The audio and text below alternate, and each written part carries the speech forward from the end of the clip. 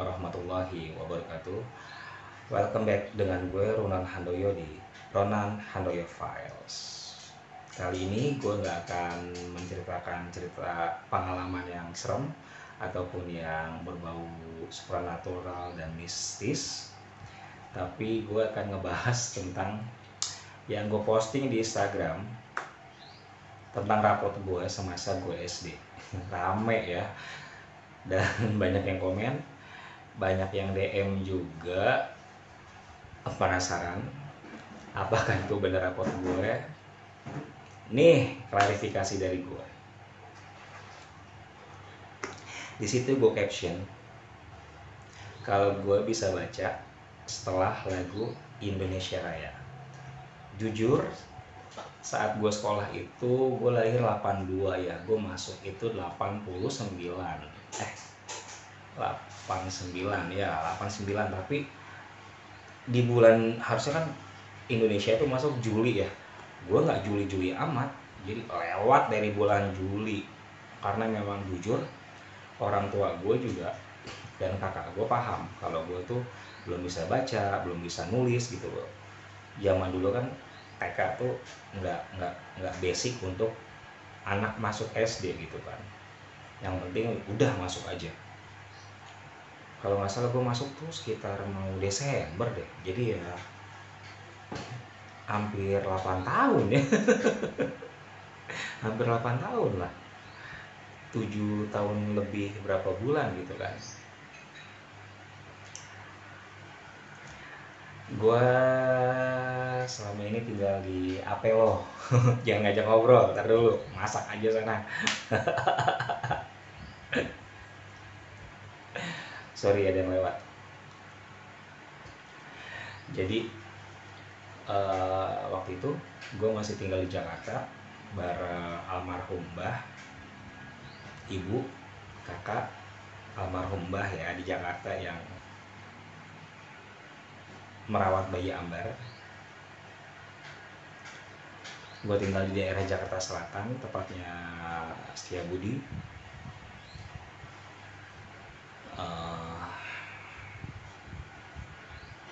Gue bersekolah di SDN negeri bla bla bla bla, gue nggak bisa nyebutin di mana. Kala itu gue dapat sekolah yang petang atau siang, jadi masuknya siang ya, bukan pagi. Satu kelas ada 40 anak, di situ bermacam agama, bermacam etnis. Ada yang Chinese, ada yang Jawa, pokoknya banyak lah. Agamanya juga macam-macam, ada yang Muslim, ada yang Kristen, ada yang Konghucu gitu. Ada yang Konghucu, ada yang Katolik. Di situ gue punya kenangan manis banget dengan almarhum kepala sekolah gue yang pertama, namanya Pak Korman. Dia tuh seperti apa ya,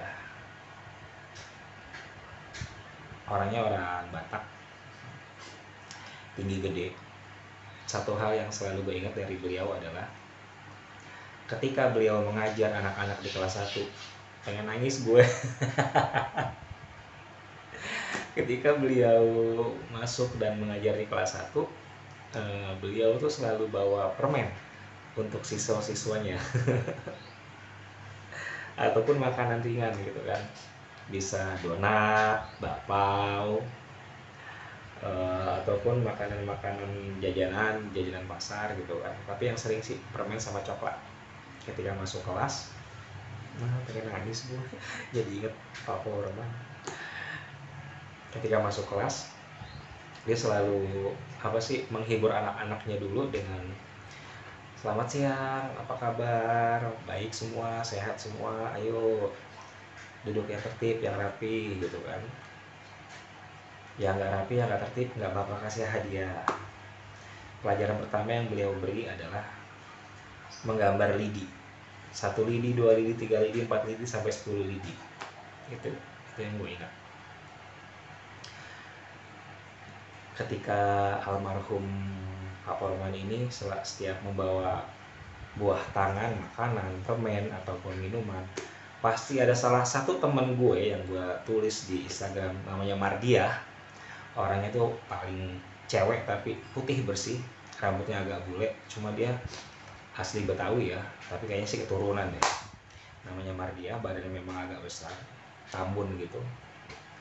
Kalau almarhum bawa makanan atau minuman, dia nggak cukup dikasih satu, mintanya dua. Dua. Sampai ada yang bilang, rakus lo serakah, gua nggak kenyang kata dia. Cuma ya Pak Korman tuh memang almarhum berhati mulia ya, dikasih lah. Ya dikasih kan anak-anak pada ngiri dong, kok Mardia dua, kita cuma satu. Udah, nggak boleh serakah gitu kan, nggak boleh terlalu kenyang, nanti ngantuk, kata beliau seperti itu.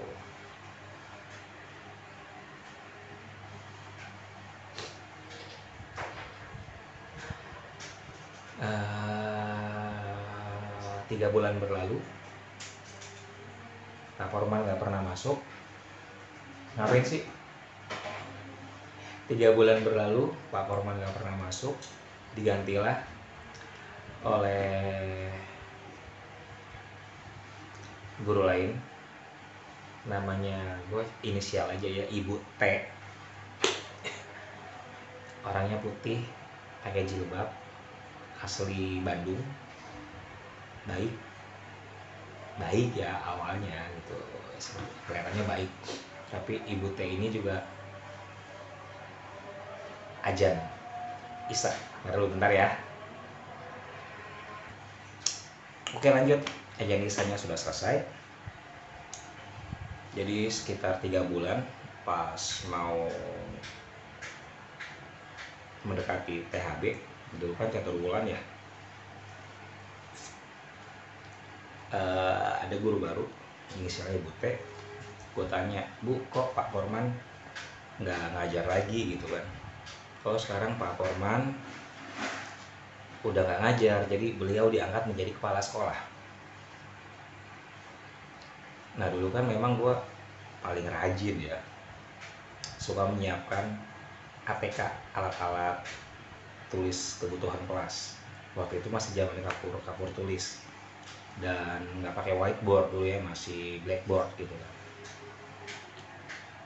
Ketika ngambil di kantor, gue selalu ketemu Pak Korman tuh di meja lagi nulis gitu kan. Salaman, cium tangan, Pak, Bapak kok nggak masuk kelas lagi gitu, kan sudah ada guru baru.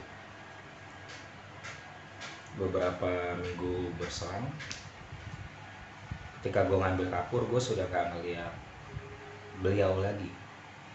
Gue tanya ke Bu T gitu kan, Bu, kok Pak Korman sudah nggak ada lagi di kantor gitu, kemana? Sakit. Beberapa bulan berlalu, ada mungkin sekitar 1 bulan atau 2 bulanan, mau 1 tahun kalau nggak salah ya, hampir mendekati 1 tahun, dapat kabar kalau beliau meninggal karena penyakit jantung.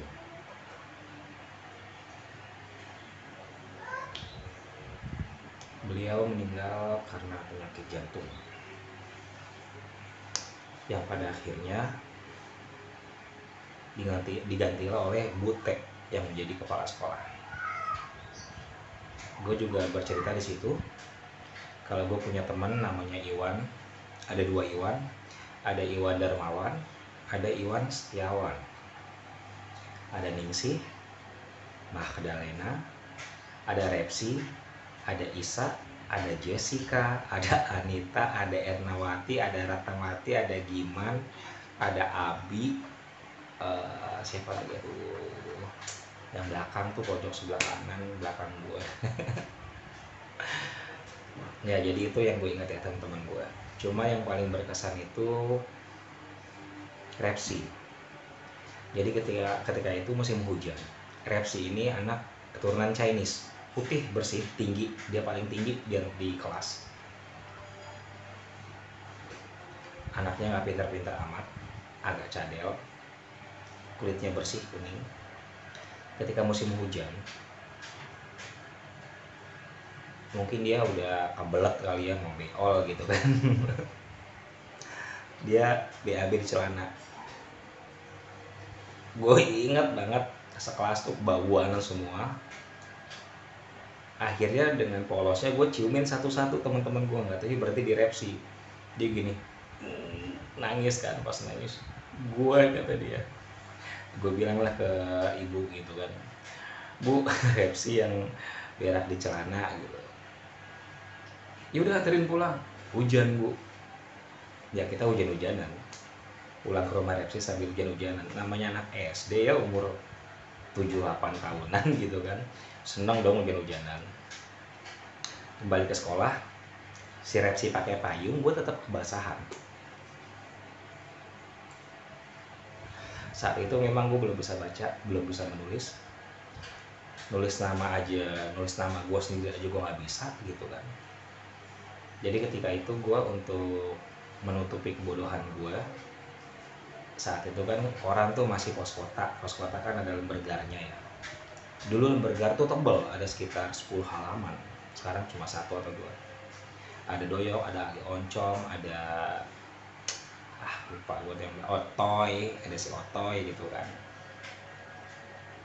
Setiap gue baca pasti diketawain karena gue bacanya terbalik. Ada sesuatu keajaiban terjadi.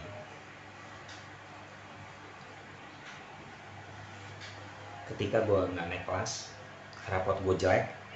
Kalian bisa lihat lah, ntar gue posting deh ya, hancurnya rapot gue seperti apa. Merahnya banyak banget, nilainya di bawah KKM kalau sekarang ya.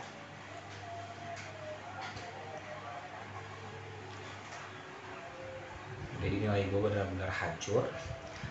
Gue ranking 40 dari 40 siswa. Nanti kalian bisa lihat rapot gue seperti apa, hancur sehancur-hancurnya. Nggak naik kelas. Ada suatu keajaiban yang terjadi. Gue mendadak bisa baca hanya karena satu, yaitu lagu Indonesia Raya. Gue juga berterima kasih kepada lagu Indonesia Raya ini, dan juga gue harus mengucapkan terima kasih kepada temen gue yang mulutnya lemes, kecil tapi selalu ngadu gitu ya, mentang-mentang dia ketua kelas. Namanya Muhammad Isa, anaknya kecil, asli Jakarta, kecil banget tuh, tapi pintar, selalu jadi ketua kelas karena dia selalu ranking 1.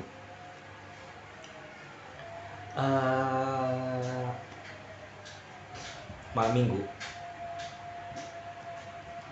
kakak gue yang cewek yang sering kolaborasi sama gue untuk makan sajian dan nyolong uang sajian. Waktu itu kan dia sudah SMP ya, SMP kelas 2 kelas 3, udah punya pacar tuh. Diajaklah gue malam minggu, diajak karena di rumah ada mbah doang, untuk mengantisipasi gitu kan hal-hal yang diinginkan ketika mereka pacaran. Diajaklah gue jalan ke Pasaraya Manggarai, Pasaraya Blok M, Pasaraya Blok M.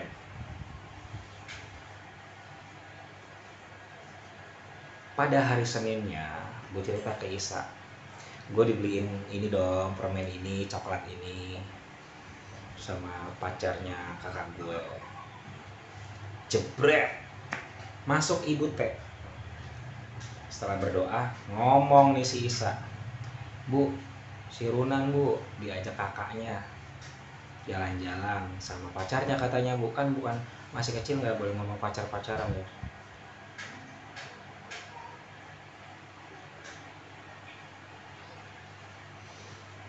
Langsung tuh ibu teh Runan pindah ke belakang. Yang tadinya gue duduk di depan, di tengah nih, kursi kan ada tuh 2, 3, 4, 5, ada 5 jejer. Gue paling depan di tengah tuh. Pindah gue ke belakang. udah gue goblok, nggak bisa baca, underdog pindah ke belakang. Apa yang terjadi kan?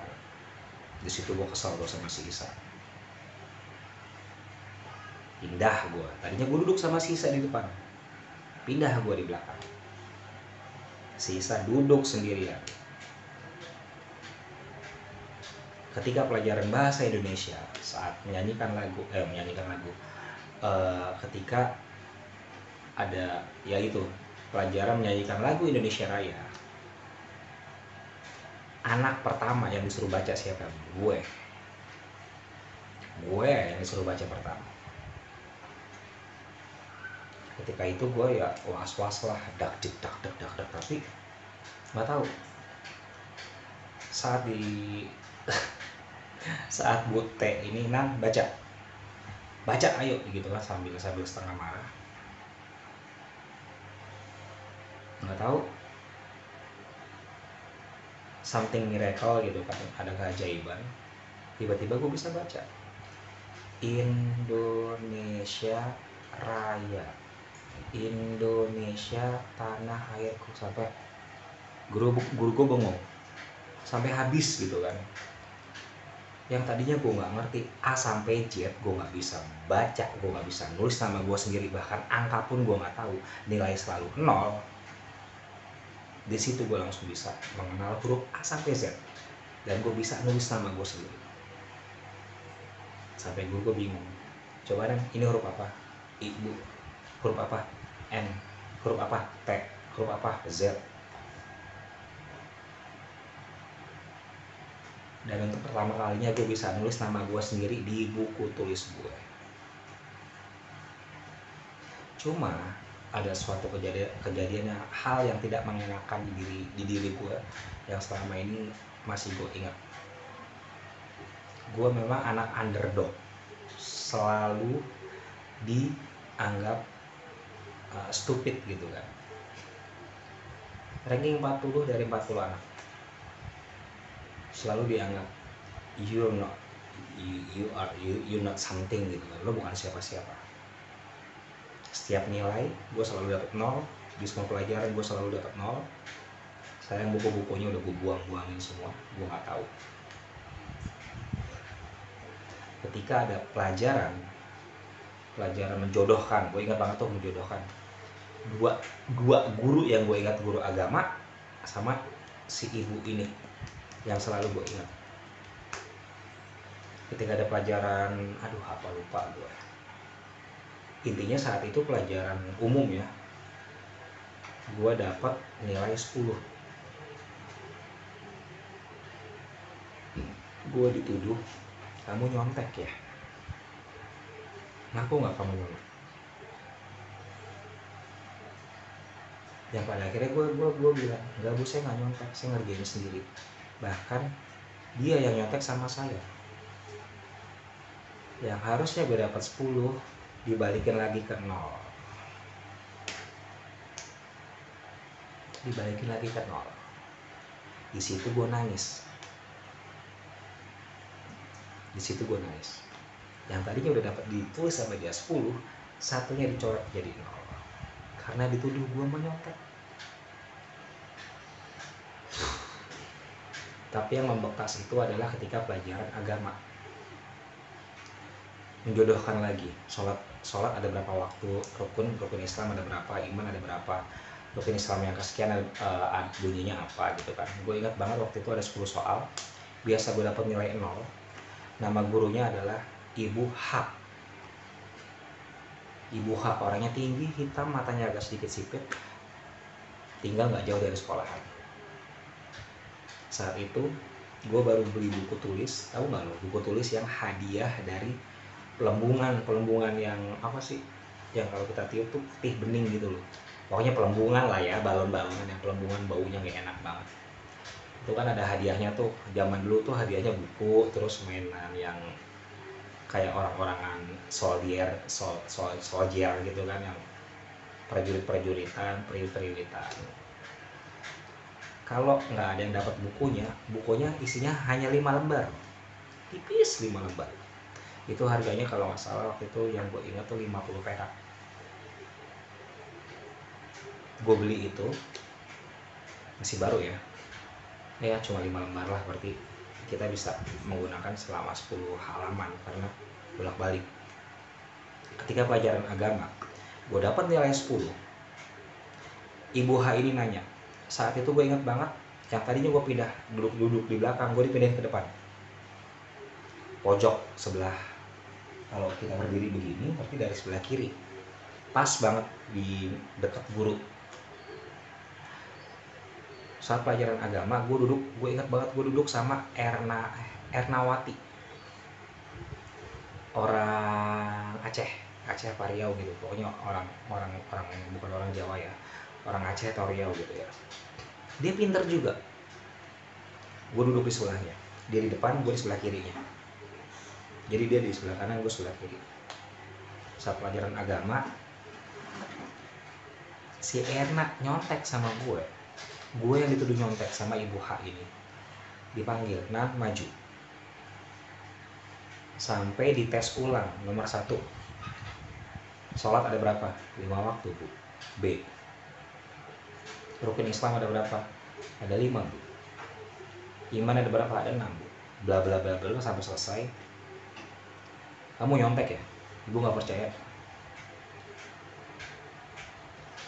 Ternyata bully itu bukan hanya fisik, tapi bully itu bisa berupa tindakan juga ya.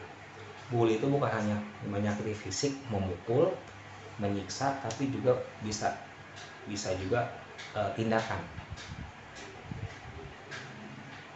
Gue dikasih nilai 0, dan yang kejinya lagi, mohon maaf ya, yang anehnya lagi gitu, di luar nurul gue, buku gue disobek-sobek. Nih, gue nggak bohong, demi Allah, demi Rasulullah, gue nggak bohong. Buku gue disobek-sobek. Saat itu gue baru beli.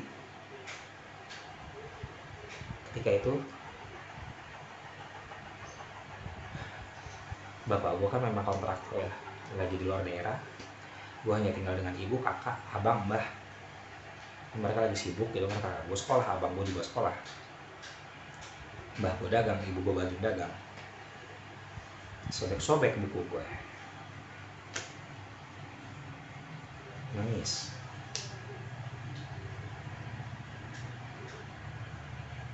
Padahal kejadian ini berpuluh-puluh tahun yang lalu, tapi masih gue simpan. Oleh karena itu gue ketika kecil dulu ya, umur 7, 8 tahun, 9 tahunan, saat ditanya cita-cita kamu apa, gue hanya 2 menjawab, dokter, guru, dokter, guru. Sampai gue selalu konsisten, dokter atau guru. Kenapa? Sebab gue nggak mau mengulangi kesalahan yang sama ketika kejadian waktu gue kecil. Dan ini ternyata nggak berhenti sampai di sini aja. Nggak berhenti ketika gue waktu masih di Jakarta. Ketika gue pindah ke Tangerang pun, yang harusnya ya alhamdulillah ya, kita sedikit lagi balik. Yang tadinya gue underdog, selalu dapat ranking 40, turun jadi 25, turun lagi jadi 10, 9, yang pada akhirnya ranking 1. Dipilihlah gue jadi ketua kelas. Ada yang nanya juga, Bang, lu gila, Alfa 15 hari, kemana aja lu? Ada yang komen, lu ngopi Bang. Ini kejadiannya lucu. Saat itu gue kelas 2 SD, gue masih di Jakarta ya. Otomatis kalau waktu itu gue kelas 2 SD, harusnya gue udah kelas 3 nih, udah kelas 3. Tapi karena gue gak naik di kelas 1, ya gue di kelas 2 dong. Sunat, karena umur gue waktu itu udah mau 11. Udah mau 11 tahun. 11. 10. Udah mau 10 tahun. Gue sunat. Saat gue sunat, waktu itu ibu sama bapak gue udah pindah ke Tangerang. Karena gue masih bersekolah di Jakarta, ya gue tinggal sama mbah sama kakak gue gitu kan. Sunat nih di Tangerang. Ketika lagi hari kedua setelah gue sunat, gue lagi ngadem di rumah kan, Sarung gue buka lagi duduk ketiduran. Malu gue ceritainnya nih. Titit gue dipatok ayam. Serius, dipatok ayam. Malu gue. Kaget lah gue. Wadah, berdarah. Serius, demi Allah. Gue lagi tiduran di depan rumah, nggak pakai sarung, dipatok ayam. Berdarah. Dibawa lagi ke puskesmas, diobatin. Udah, yang harusnya sembuh 2 minggu, 3, yang harusnya sembuh ya sekitar, waktu itu bukan 15 hari loh gue absen, hampir 1,5 bulan lebih, mau 2 bulan malahan. Udah nih, udah dari puskesmas dipatok ayam, pulang gue main ke rumah almarhum Pak D pakai sarung, keserimpet, jatuh gue debuk. Berdarah lagi. Gila. Udah ke puskesmas lagi.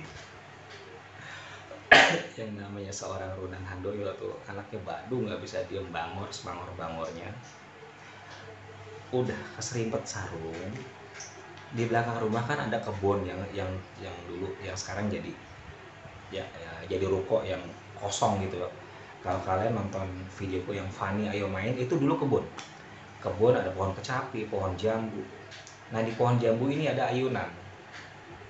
Ketika gue main ayunan, talinya putus, jatuh lagi, berdarah lagi. Total hampir mau 2 bulan lah gue absen. Di situ tertulis 15 hari kan, padahal hampir 2 bulan gitu, hampir 60 harian. Dan ketika gue mau masuk ke sekolah, saat dia absen, si Runan kemana nih, kok nggak masuk?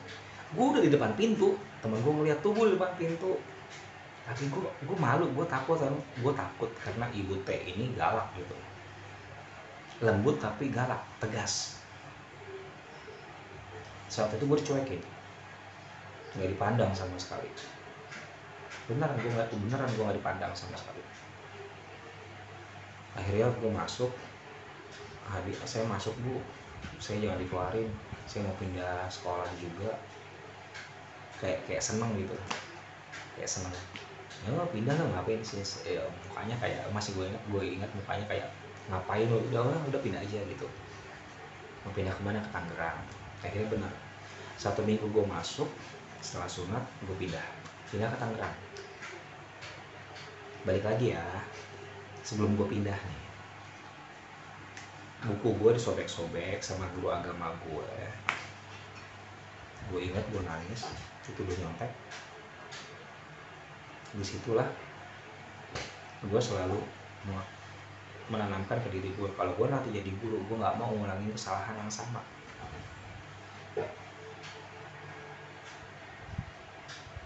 Ternyata bully itu bukan hanya fisik yang diserang gitu loh, masih mending sih kalau ngebully itu lo dipukul, hilangnya bekasnya hilang. Tapi kalau dibulinya mental, apalagi oleh yang lo serang itu anak kecil gitu kan, anak umur 7, 8, 9 tahunan, kesimpan banget sama gue, kesimpan banget.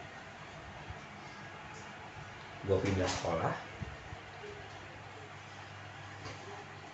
harusnya gue udah naik kelas 3, tapi karena dari sekolah negeri gue pindah ke madrasah MI yang full agama gitu kan.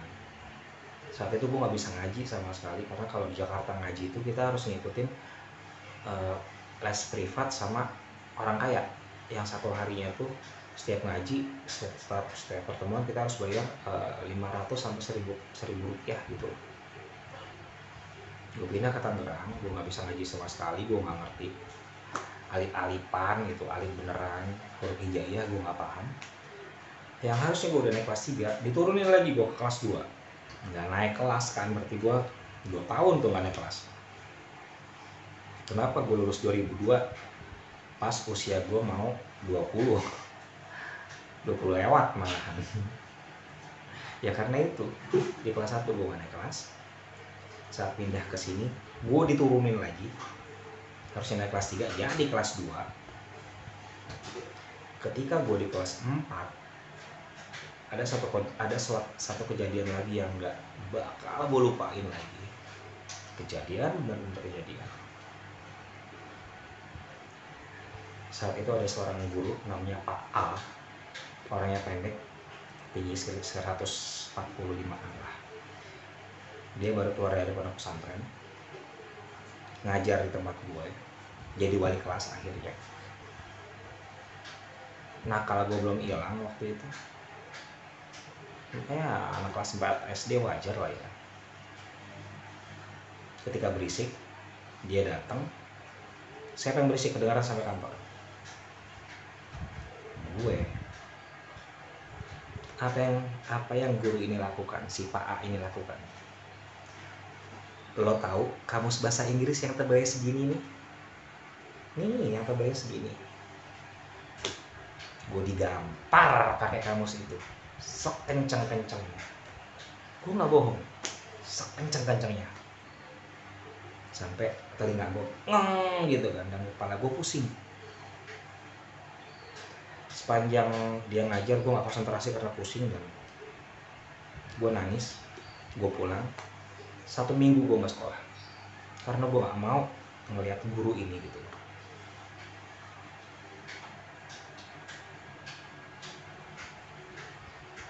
Makanya setiap ditanya cita-cita lu apa, gue selalu ingin jadi guru. Karena gue gak mau mengulangi kesalahan mereka gitu. Bahkan ketika gue ketemu alumni yang gue ajar, gue tuh kalau marah sama mereka gue selalu gini, narik baju mereka gini, ayo maju gak? Ayo maju. Gak pernah gue main tangan, gak pernah gue main fisik. Ayo maju. Belum lama juga tahun lalu ketika gue lagi nongkrong di KFC, ada kok saksinya. Gue disamperin seseorang, dia tiba-tiba cium tangan. Gue gini, oh kamu tuh udah gede ya? Iyalah Pak, saya sekarang udah daftar kepolisian. Kamu masih ingat saya? Ingat, Bapak kan kalau marah di kelas kayak anak kucing, baju kita tarik-tarik begini. Kita kembali lagi ke si Pak A ini. Beberapa tahun setelah gue lulus, gue mengajar. Waktu itu gue kuliah ya, 2014-2015an. 2014-2015 gue kuliah. Yang otomatis Pak A ini, kalau yang guru SD gue nih Ibu H, yang guru agama nyobek-nyobek ke buku gue tuh udah meninggal. Ibu T masih ada sampai sekarang. Kalau si Pak A ini yang mukul kepala gue pakai kamus tebel.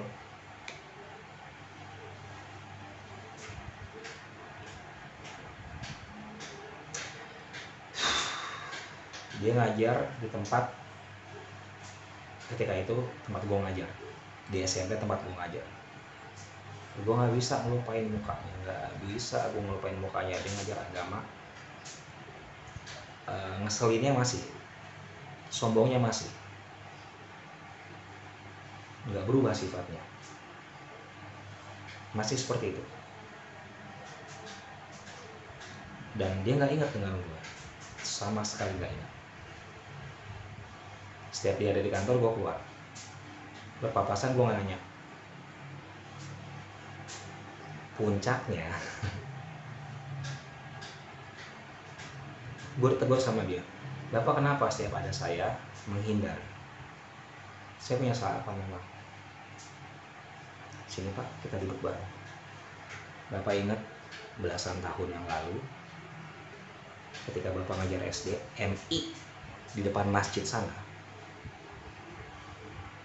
ada seorang anak yang berisik yang Bapak tampar pipinya sebelah kanan pakai kamus bahasa Inggris tebal sampai anak itu nangis, pusing, telinganya berdenging, dan gak masuk selama 1 minggu. Bapak ingat siapa? Enggak. Gampang kan ngelupain kan Pak? Gue gitu ya. Sampai akhirnya gue ngambil kertas, Gue ambil kertas gitu kan, bapak lihat kertas ini kan lurus kan pak. Setelah bapak nampar saya pakai kertas itu, pakai kamus ini, gue remek-remek di kertasnya, gue rapihin lagi. Bapak lihat masih ada bekasnya kan. Ini pak, walaupun bertahun-tahun yang lalu saya masih ingat begitu, muka bapak masih saya ingat. Oleh karena itu saya malas ketika ada bapak, saya nggak pernah masuk.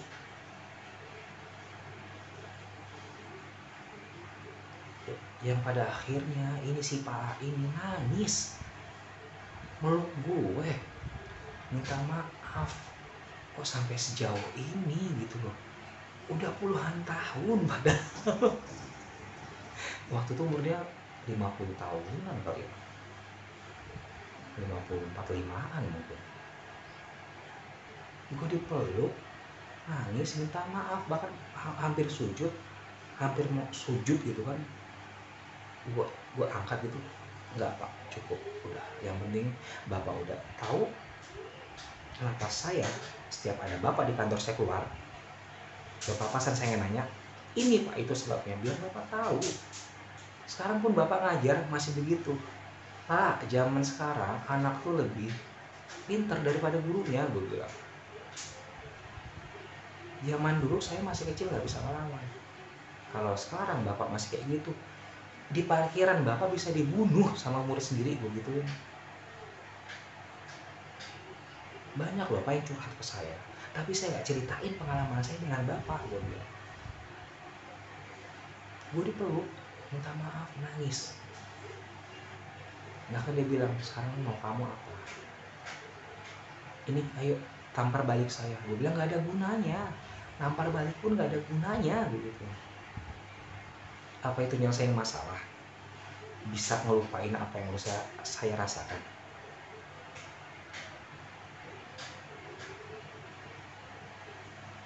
Nah jadi itu itulah yang memotivasi gue untuk menjadi seorang pendidik atau pengajar, biar semuanya apa yang terjadi di gue tuh nggak gue ulangi gitu. Enggak, semarah-marahnya gue di kelas, gue hanya mengeluarkan nada tinggi. Kalau kelas mulai rame dan nggak kondusif, gue hanya brak meja, diam gitu kan. Udah, nggak pernah gue mukul, main fisik nggak pernah. Sekejam-kejamnya gue nih, gue narik baju, sampai itu yang diingat sama murid gue.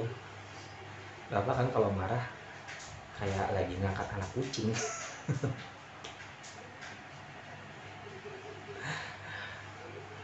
Di situ beliau mulai nangis, minta maaf. Ayo kalau kamu mau balas silakan. Percuma lah, udah membekas. Buku gue disobek-sobek aja sama ibu almarhumah gue masih ingat. Dibilang nyontek gue masih ingat. Apalagi ini dipukul pakai kamus, brak gitu kan. Pernah ada suatu kejadian ketika gue baru ngajar.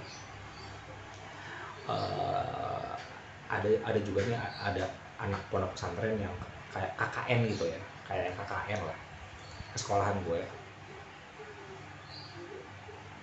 Ya mungkin pondok tuh peraturannya ketat kali ya. Si anak KKN ini mukul ke bagian lengan siswa gue tuh pakai apa sih, kemoceng yang ujungnya rotan, disabet, lebam. Bapaknya datang bawa golok, men. Dikiranya gue yang nyebut anaknya. Gue bilang bukan saya pak, tuh orangnya. Kan udah gue bilang jangan terlalu diktator gitu loh. Namanya anak-anak ya anak-anak. Lo mau kencengin juga tetap aja sifatnya kan anak gitu loh.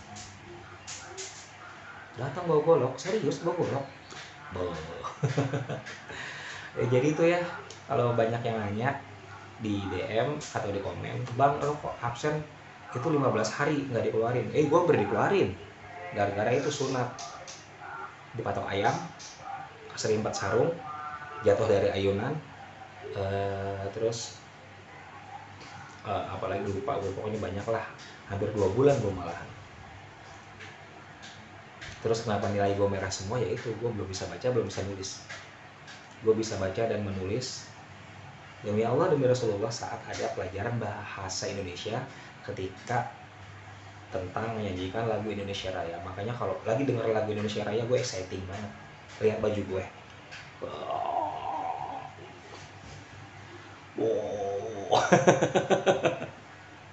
Ya, jadi kalau lagi ada lagu Indonesia Raya gue exciting banget karena itu jujur dari situ gue mulai bisa baca. Bahkan bibi gue pun, kakak gue yang ngajar gue, sampai nyerah. Gue mohon maaf sampai dibilang uh, GBLK gitu ya gitu kan, sampai TELL gitu kan. Udah sampai nyerah bibi gue, kakak gue sampai nyerah.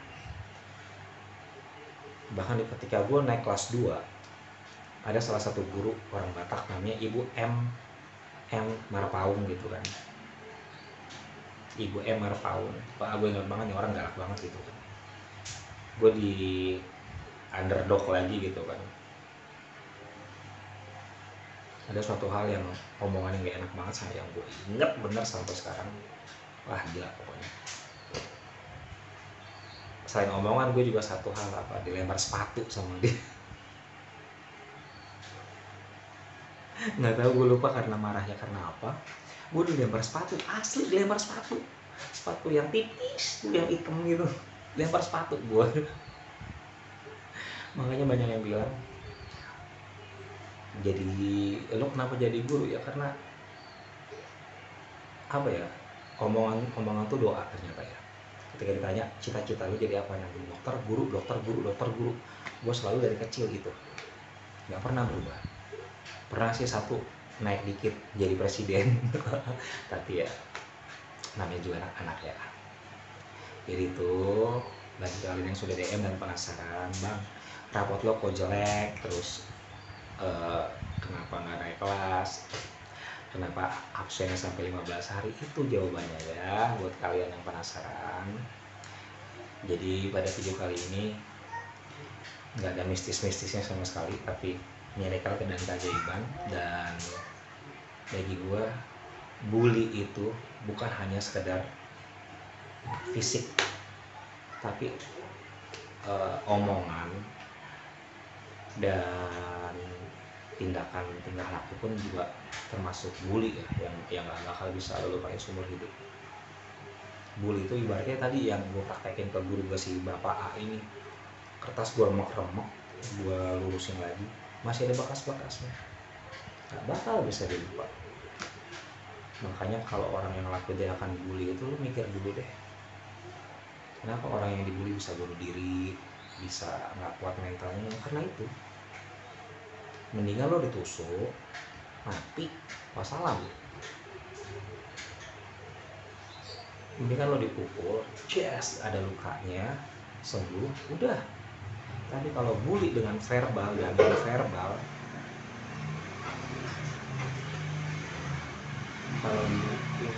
kalau dibully secara verbal dan non verbal, itu kayak lo dimasukin, lo kayak disayat sembilu gitu kan, seret, tipis tapi rasanya tuh dalam banget tuh. Banyak yang bilang juga, gila lo bang, udah puluhan tahun tapi ingatan lo masih tajam aja, sampai nama teman-teman lo ingat. Ya gue ingat lah. Sampai ada yang komen gitu kan, lo ngada-ngada, lo fuck, sampai lo masih ingat kecil segala macam. Umur 4 tahun aja gue ingat proses pembuatan adik gue yang paling bontot. No, itu 17 tahun plus ya. Nah, sampai gue berhenti nyusuin pun gue ingat gue di umur berapa dan air ASI rasanya seperti apa, gue masih ingat ya. Itu jadi pengalaman gue. Bagi kalian yang penasaran, udah DM, bang kok lo absennya banyak banget, nilai rapotnya merah semua tuh ya. Dan gue bisa baca karena lagu Indonesia Raya. Oke. Bahkan ada yang komen loh, apakah kamu percaya adanya keajaiban? Gue percaya miracle itu pasti ada. bagi orang-orang yang selalu berusaha dan berdoa ya. Jadi itu bagi kalian yang melakukan tindakan bullying baik verbal dan non verbal, pikir panjang dulu deh efek kedepannya seperti apa ya. Udahlah, untuk Ibu HH almarhum guru agama gue yang ngerobekin buku-buku gue, buku tulis gue, semoga amal ibadahnya diterima di sisi Allah. Untuk Bapak A yang nggak tahu nih sekarang umurnya berapa, saya sudah memaafkan Anda Pak, sudah memaafkan Anda. Walaupun rasa sakitnya masih kerasa, ningnya masih kerasa, pusingnya masih kerasa. Untuk Ibu M. Marpaung yang nimpuk gue pakai sepatu, saya juga sudah memaafkan Anda Bu. Untuk Bapak Forman almarhum, baik banget, gue tuh dulu ke dia center kelas, semoga ditempatkan di sisi Tuhan yang Maha Kuasa sebaik-baiknya ya Pak ya. Saya nggak bakal bisa ngelupain Bapak, karena Bapak, wah, karena beliau gue jadi mencontoh gitu loh sikap seorang guru yang baik seperti itu ya. Terima kasih untuk Mbak Wi, Nining, Asep, Mbak Jeki Ayu, Teh Dini, Teh Cindy, Rumah Kue Akila, Juragan Kue Kota Lampung. Untuk Juragan Musang, nggak bakal gue sebut namanya. Untuk Juragan Musang ya. Buat Teh Nisa Yasmin Farm, dan untuk kalian yang selalu setia dengan gue, terima kasih. Semoga kalian selalu sehat dalam lindungan Allah Subhanahu Wa Taala. Dan untuk kalian yang para korban bully ataupun penyintas bully gitu kan, yuk kita sama-sama out of the box, jadikan bully itu dan bully itu jadi suatu hal yang positif, biar kita nggak terus ada di dalam lingkaran bully itu gitu ya. Gue Ronan Handoyo, wassalamualaikum warahmatullahi wabarakatuh. Oh ya, terima kasih untuk Mas Vicky, semoga selalu sehat dan sasana tinjunya tambah banyak. Wassalamualaikum warahmatullahi wabarakatuh. Indonesia.